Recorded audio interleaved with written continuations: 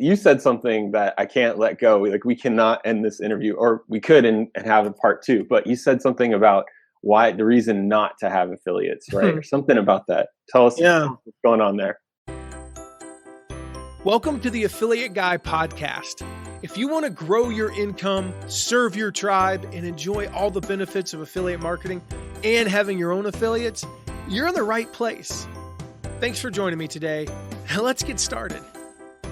The next kind of things I'd love to cover, it's two parts, so we can split it up, but I'm thinking, if I'm creating a course, what do I need in place to start reaching out to affiliates, and what are some tips or recommendations about either places or ways to reach out to affiliates without annoying them or whatever, spamming them. So first would be, what do you need in place first, and then second, how to. Well, let's go in reverse. Okay, sure. Because I think it's important to understand what you're going to be doing, and then we'll kind of back into it. How do you reach out? It's at its simplest form. And again, I'm going to very much oversimplify this. But at its simplest form, you're going to reach out to somebody and you're going to say, I have this product. Here's how we're going to launch it. We have this 3-video series, 2 ebooks, this webinar series, et cetera, et cetera. Would you be interested in promoting this to your audience? Supporting this launch is kind of the language that we typically use. Now, Again, that's an oversimplification because I skipped how do I find these people? Where do I start? All those things. But there is a very lengthy process to this that we'll get to. One, you start with people that you already know, you have a relationship with. For argument's sake, let's just say that's 5 people. And that they have a small list. Well, you reach out to them and you say, hey, would you be interested in this? You start with that low-hanging fruit. The second thing is you find people who are promoting other similar products.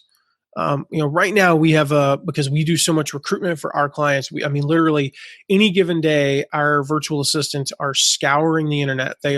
We're subscribed to, no exaggeration, more than 1,000 lists, and we're seeing who's promoting what.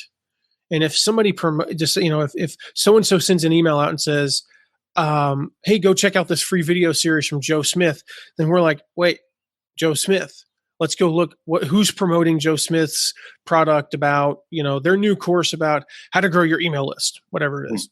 We're going to go look that up. They're scouring Google for who's writing posts about different topics and different things, different course names, et cetera, et cetera. So we're looking for, quite frankly, we're looking for competitors and ancillary, kind of tangential products. So using Ray Edwards Copywriting Academy as an example, I'll come back to that just because we just finished it. We're going to look up who's promoting other copywriting courses, but we're going to also look up who's promoting entrepreneurial courses, who's promoting marketing courses, who's promoting social media, selling on social media, who's promoting landing page design, things like that. Those are all related to copywriting. Right. And if you have an audience that, you have 10,000 people on your list and 200 of them are, 100 of them just bought a course on landing page design, you can't tell me that you don't have a pretty engaged audience that would be interested in possibly buying a copywriting course. Because what is good landing page design without good copy? It's nothing. So those are the ways to find affiliates. Google can be your best friend. Go subscribe to every list every internet marketer's list that you can, and when they promote something, go subscribe to their list. Opt in to people's marketing campaigns. Opt into their pre-launch sequences and study that stuff. I can't tell you the last time I bought something as a result of a pre-launch sequence. It's probably been a long time, but I watch them like crazy. I'm almost desensitized, but I'm always looking for that next little thing. Yeah. And, again, it can kind of turn into rabbit hole. Ultimately that's why because you could go down and be like, oh, they're promoting this. Oh, but they're promoting this. And then, it's like it's a never ending spider web. Ultimately, that's why people hire companies like us to do this for them, because you cannot possibly do that on your own. But if you can start with those first 20 or 30 people That's really where you get started. Now, I want to go back to kind of what you do and you have in place beforehand, and then I'll actually walk you through this process. And then I'm going to tell you something kind of shocking, and that's why you shouldn't have affiliates, at least at first. What? Yeah, I know. So before you reach out to anyone, I don't care if it's the lowest hanging fruit. I literally don't care if it's your like housemate, you know, your spouse or your best friend that you've been friends with for 27 years.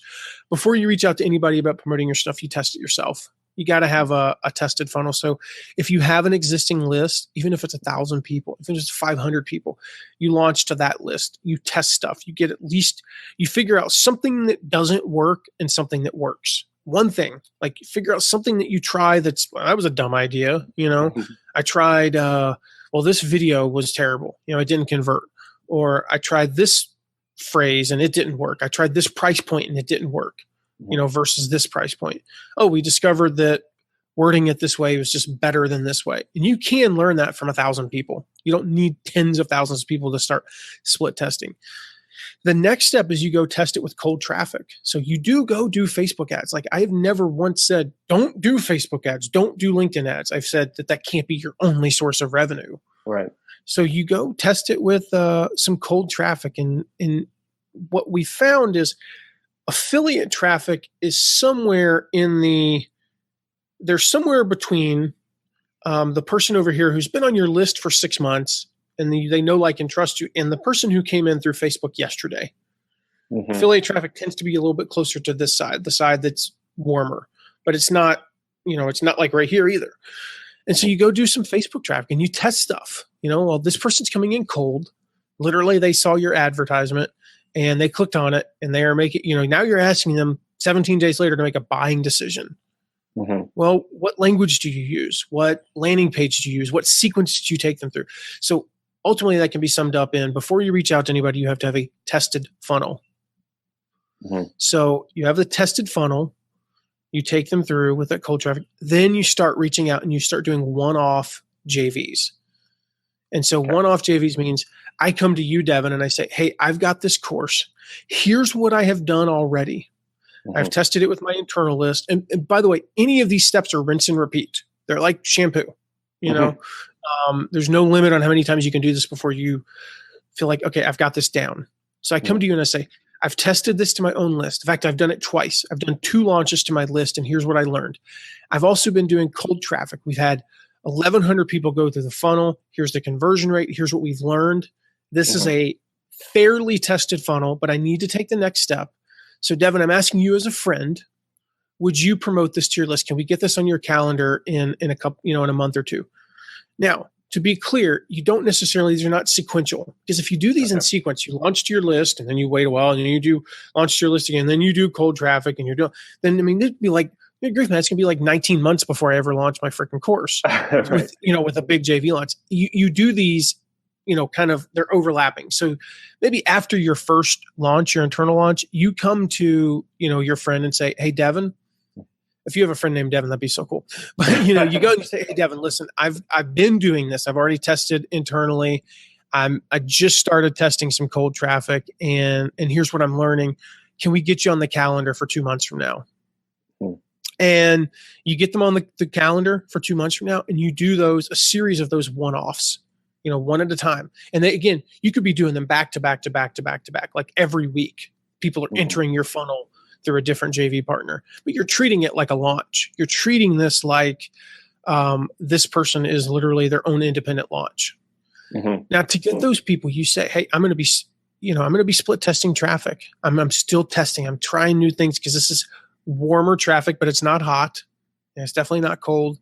And so I just want you to know that. Is that cool if I test some stuff? Like, can I have you test some different copy in your emails and on the landing page? Can we try a few things? Can we break a few things together? And in return for that, this is where I said earlier, there are times where you could go over that 50% mark. Hey, I realize this might not convert as well as it could. It also might convert great. You just don't know. But I'm going to give you an enhanced commission. I'm going to pay you a 60% commission in return for you helping me out. These are the people that are not in it for the money, and they are not going to look at your stuff and go, well, normally when I promote a launch, it converts at 7.2. This is how people talk in internet marketing world, right? it converts at 7.2%, but yours only converted at 4.9. I'm angry with you now. No, they're doing it because you're Devin. They're doing it because they know, like, and trust you. They're a friend of yours.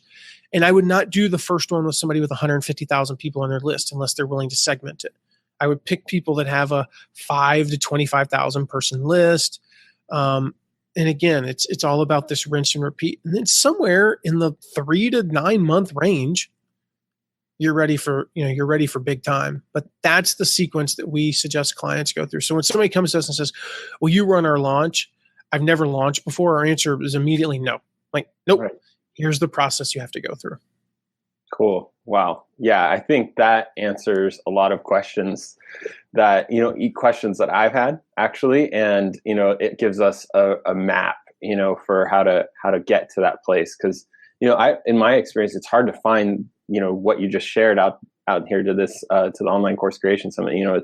There's that process. So, testing it to your own audience, testing cold traffic, and then going into and doing one-off joint venture promotions with to someone's list test. And I like what you said, you're basing it on the relationship that you already have with them. It's not aiming to be a huge launch. It's, and you may give them an enhanced commission because you're still testing some things. So those are some cool leverage points and, ways to frame it. And then finally, time frame, depending on how many times iterations you can do it before you get clear and comfortable with it, then going big. And I do want to say one more thing. There's no reason to say that, like, you haven't even created your course and you're reaching out to some people that, again, are good friends of yours and saying, at some point in the near future, would you be interested in this? I did that. We've got a new coaching program workshop type thing coming out. And I just went to some people and said, "Hey, I'm thinking about launching this next year. Would you be willing to do some stuff? Would you be willing? Can we get you on the calendar for like next fall?" And I think I reached out to 5 people, that were medium sized, about 15 to 20,000, 25,000 person list. And all 5 of them said, absolutely. And so there's course isn't even done, the program isn't even put together. I literally couldn't tell you how many weeks it's going to be. Couldn't even tell you what we're going to do in it.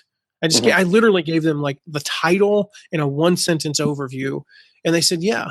And I think that's what, go ahead and do it now. Like, I would much rather let me back up. I'm passionate about this because I think one of the biggest mistakes that people make is they think that they have to go in sequence.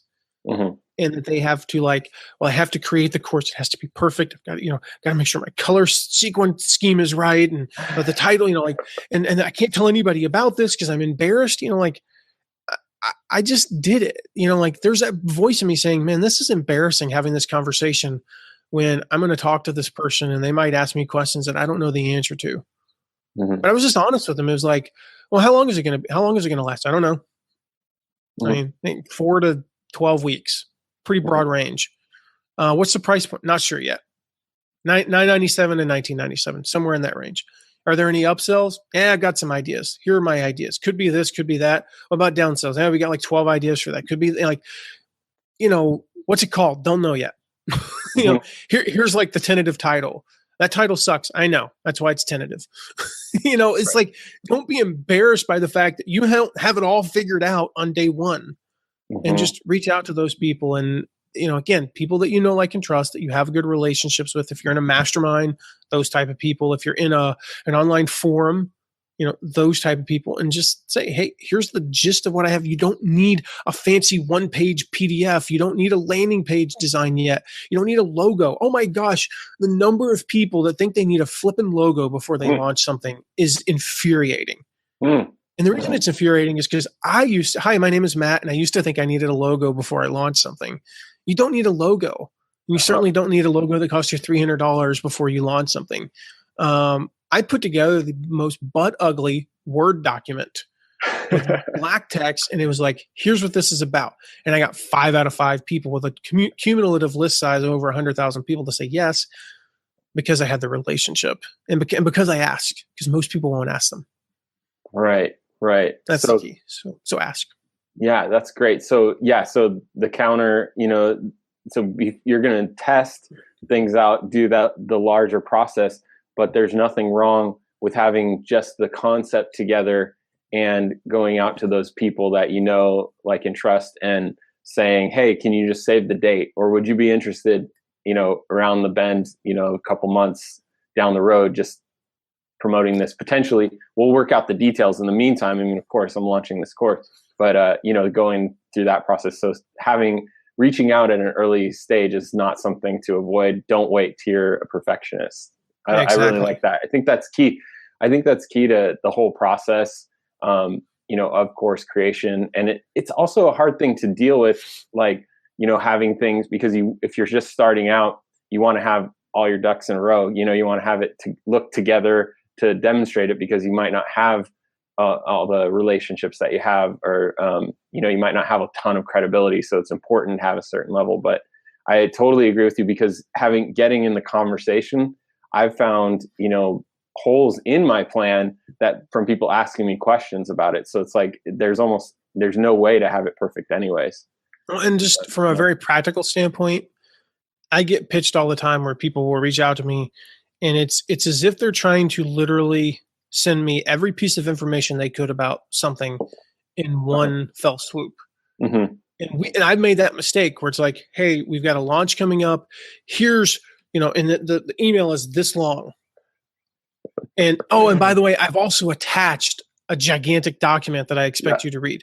Are you interested? And I never get responses, and I wonder why. And what works is this email. Hey, I'm going to use Ray Edwards as an example. I'll use Jeff Goins this time. Hey, Jeff Goins is launching his Tribe Riders course again in October. If you're not familiar with, Tribe Riders, here's the target audience. Boom, super quick. Are you interested in supporting the launch as a JV? ? Matt. Like, that's the email. Yeah. 3 sentences. Those, I basically either get one of 3 responses. Absolutely. Doesn't work for me. Send me more information. Now that they have initiated the send me more information, now is the time where I can then send them the 17 sentence email with a PDF, 4-page PDF, and, a bunch of other stuff. That's the time when we can do that. But so that's the thing. It's like, it's almost like beautiful if you don't have it figured out, because it's like, hey, I'm launching a course. Here's what it's about. Are you interested? Done. So that's cool. I'm sitting here going, oh shoot, what did I send you to invite you on the summit? I think I did pretty good, but we should go back and look at it. But yeah, I was doing that, not as succinct as that probably even, but yeah, I think that's great, because then you're getting permission, not overwhelming. Keep it simple, and then it doesn't take a lot of time too. That's really cool. Yeah. So thanks for that. Ironically, you're more likely to get a yes the less you say. Oh, okay. It's ironic. That's awesome. So I know you have to go now, or just in a minute. I've got a few minutes. Let's. Okay. I want to make sure we answer any practical or tactical. Let's got to write that one down. That rhymes. Practical or tactical questions. Yeah, more than happy. Well, great. Well, you said something that I can't let go. Like, we cannot end this interview, or we could and have a part 2. But you said something about why the reason not to have affiliates, right? Or something about that. Tell us what's going on there. And before we go, I do want to make sure that I've got something special for the viewers. So don't let me forget to mention that at the end too. Okay. I'm getting really good at this teasing thing, huh? Yeah. So, I mean, really, that's kind of what we just talked about. Is the other mistake I see is, I see the one mistake of not bringing on partners, not bringing on affiliates or JVs. But the other mistake I see is, I've got this course. It's awesome. This is the best course in XYZ market. Mm-hmm. I want every affiliate partner to promote this right now. First launch out of the gate. Mm. Here's the reality. There's something wrong with your course. Mm-hmm. That's reality. It might be 5%. It might be an A-. Would you really want to sell an A- product? Sure. At the start, we all have to start somewhere. I don't mind selling a C- product to start with, but you want to get it to A+. 2, just like I said, there's something wrong with your marketing. There's something on your landing page that's not right. There's something in your messaging that's not right. There's something in your sales video that's not right. I know this because it always happens. It's always the case. But you learn stuff from launching to your list first, then launching to cold traffic, and then launching with a few partners. Now, if this is your 7th time launching a similar product, you've been around for a while and that kind of thing. And truth is, probably most of you watching aren't launching your 7th product. You can expedite those steps. You can go internal list, a little bit of cold traffic, few, maybe one small partner just to tweak some stuff, and then boom, you're going big. You could even skip the small partner one. There is an expedited process. It's the same reason why if you look at the length of dating among 30 somethings before they get married versus 20 somethings, it's typically a lot shorter. Because it's like, I know what I want. Like, yep, you're it. Okay, we're getting married. That's the process. It's not like this long drawn out thing where I'm still trying to figure out what I want to be when I grow up and if you're going to be a part of it, And so, yeah, if you've been around the block a few times, it's definitely a compressed timeline. It could be a 2-3 month timeline as opposed to a 3 to 9 month timeline. But yeah, that's why we recommend when people approach us and say, again, will you run our launch? How many times have you launched this product? 0. No, we will not. We have made that mistake with huge names. I mean, we've had opportunities to work with some of the biggest names in not just in online marketing, but literally in the world.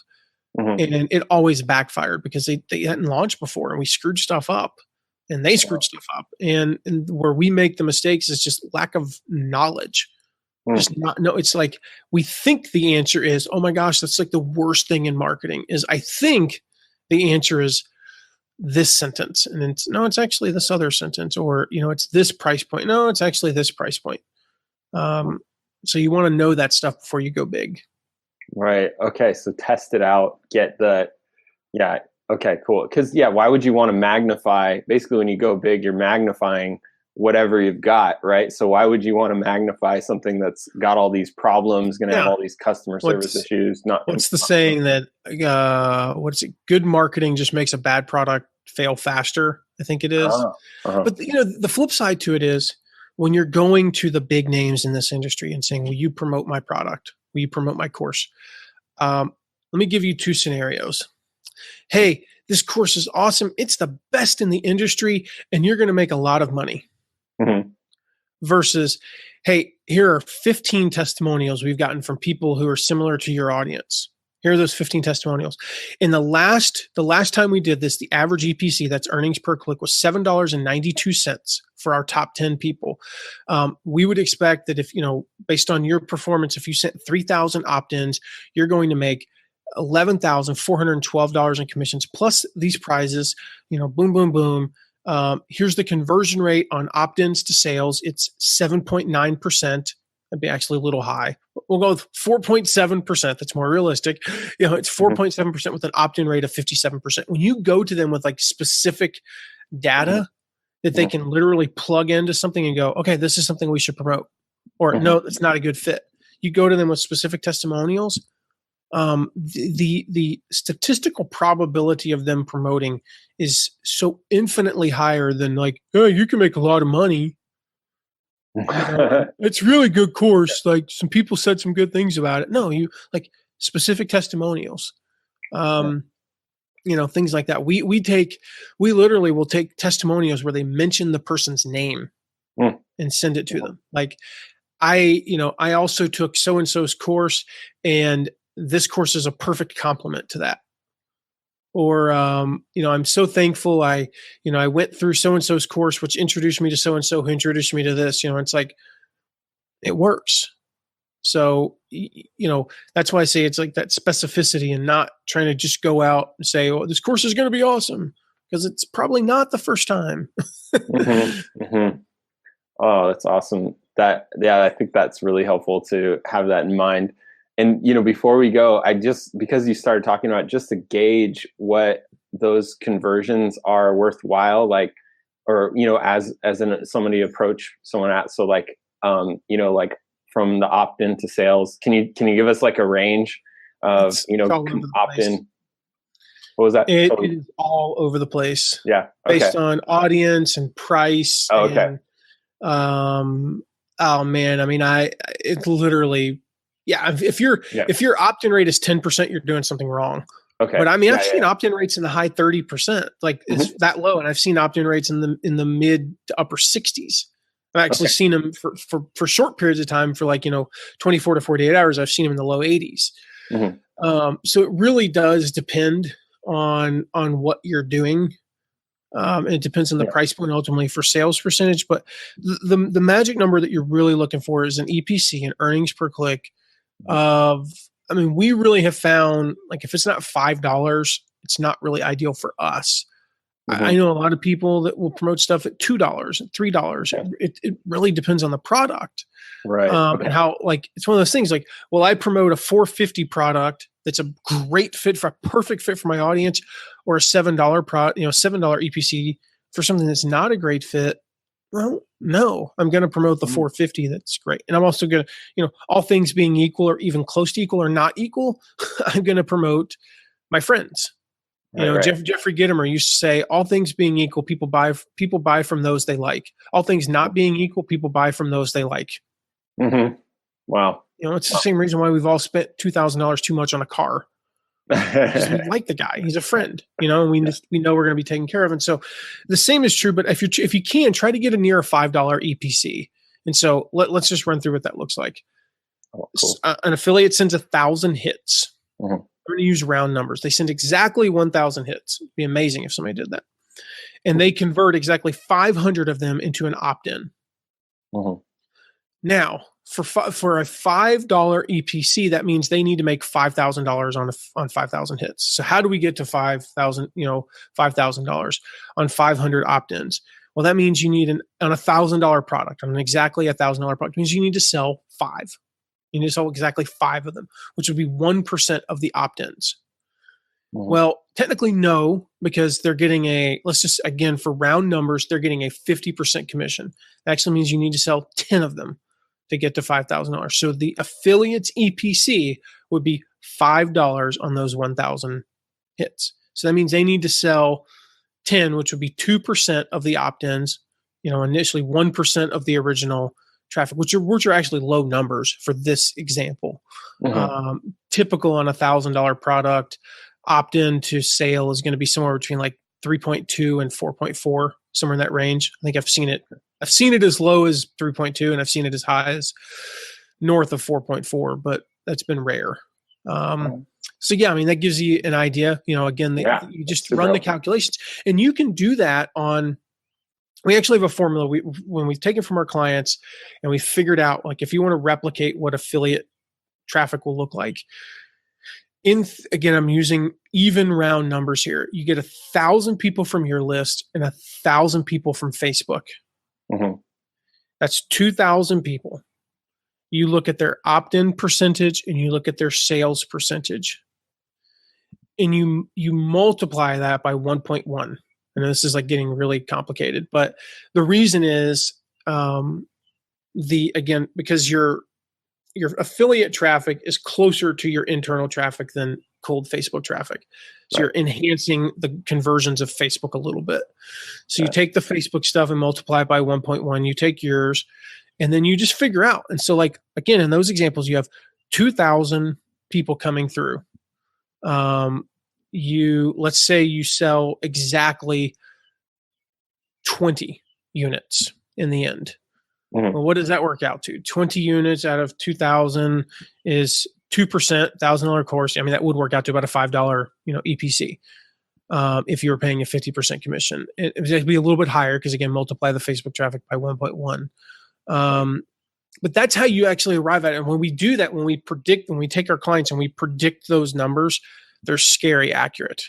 Like, we're off by like tenths of a percent.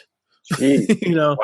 And my favorite quote was from one of our clients, Jeff Goins, who's at goinswriter.com. He said, he was telling his new COO last year, he said, sometimes it sounds like those guys pull the numbers out of their butt, but they're gold, And I was like, Jeff, are you saying I'm pooping gold nuggets? And he's like, exactly. So, they are. I mean, it's a spreadsheet that we plug it in. We can, you can take this and go, okay, this launch is going to make $117,000.